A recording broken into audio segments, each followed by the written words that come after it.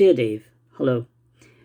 In my most recent video, I talked about stamp magazines from the 1960s and how they encouraged young juvenile stamp collectors to enter into the world of the adult stamp collector. I talked about customizing stamp albums. I talked about maybe concentrating on one country or one theme, and I mentioned postal history. Now, back in the 1960s, postal history was a very mysterious and vague term to me. And I suppose the purpose of this video is to demystify that term, postal history. It is not nearly as complicated as it sounds.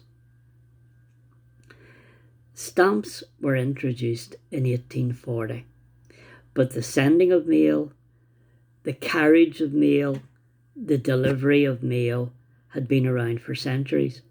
And I suppose that's what postal history is: the sending of mail, the transport of mail, and the delivery of mail. Now, for the purposes of this video, which is primarily about my collection of Irish postal history, then the starting point is 1840. Or more precisely, it's the 8th of August 1870, the date of the earliest item of postal history in my collection. As you will see, there is a black border to this envelope. You will also notice Queen Victoria. The postmark, 8th of August 1870, it was posted in Killarney, which is of course in County Kerry, and the address shown is in England. Now, that black border around an envelope is usually an indication of mourning. The original content of that envelope was probably notification of a death, or alternatively it was an expression of sympathy. These envelopes do survive. They are often seen at stamp fairs, etc., because largely that's the kind of thing that families retained. I bought that envelope for maybe £3 7 or 8 years ago, which is quite reasonable. Now, the second phase of postal history, in my terms, is the golden age of postcards, which is, in my terms, 1900 to 1922, when Ireland became independent. Now, the messages on these cards are very often like the tweets or text messages that we would see now. 100 years ago, people were exactly the same as they are now. Now, postcards can be collectible on a number of levels. The expert postcard collector, and I'm not one, they might be interested in a publisher. They might be interested in a theme, for example, militaria, famous actors and actresses, which is a very common theme, humour, or they might just be interested in the location depicted on the card. Now, my interest is quite specific. I'm interested in the postmark because on these British stamps, the postmarks are in English. And I now have about 200 of these postcards, and I have at least one from the 32 counties in Ireland. I think it's interesting in itself to see, say, two fairly ordinary topographical view cards postmarked in Roscrea, Tipperary, County Tipperary, and Tramore in County Waterford. But there's more to it than that. This card, posted in 1907, shows what is called the Vice-Regal Lodge in Phoenix Park in Dublin. Now, at that stage, the Vice-Regal Lodge was, as the name implies, the residence of the Viceroy of Ireland, the King or Queen's representative in the colony of Ireland. And the interesting thing here is that this building still exists. It is now called Arsenukteron, which means residence of the president. The president of Ireland lives here. So in itself, the Viceregal Lodge, as then was depicted on a postcard, is history in itself. Now, the next two postcards, this one, it actually depicts cigarettes. It'd be very difficult, I think, in this modern age to show cigarettes, an advertisement for cigarettes on a postcard. And this one shows an actress apparently called Phyllis Dare, who obviously was popular at the time.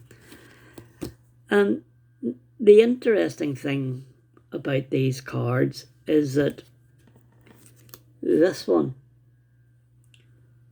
the cigarettes, that card was posted in 1915 in a place called Maryborough. Now, Maryborough no longer exists. Well, the name doesn't exist because after independence, this town, which was named for Mary Tudor, Queen of England, in what was then Queen's County, again named for her, Maryborough is now Portlaoise in County Laois. So in itself, that's postal history. This card, the actress, it was posted in Queenstown in March 1912. Now the interesting thing there is that Queenstown no longer exists. It is now Cove in County Cork because, of course, Queenstown is an inappropriate name in a republic. It was posted in March 1912, and that's just a month before the Titanic docked at its last port of call, Queenstown, before it sank. Now go on now to a kind of a third phase. After independence, there was the postmarks are in Irish, but very often the postmarks have a slogan. They're called slogan postmarks. Some good advice from the government of the day.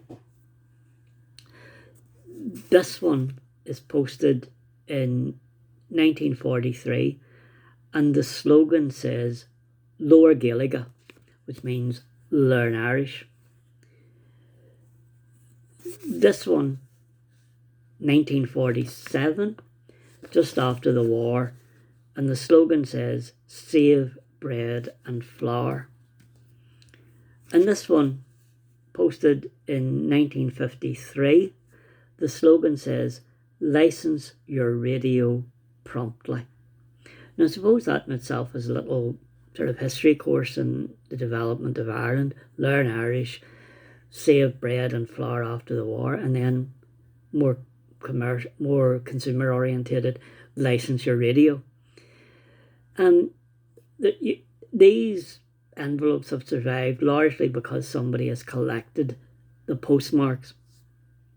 I have about 200 of these, and the interest for me is the proper usage of postage, proper usage of the stamp, which has gone through the mail, and probably from the first commemorative stamp in 1929 to round about 1960, there's only about 4 issues that I'm missing shown on an envelope. And on a stamp album page, they do add context, they do add a kind of a texture. And sometimes there's an interesting sort of little bonus, if you like. And I've bought these on regular intervals. And this one from 1934, the slogan simply says, use the telephone.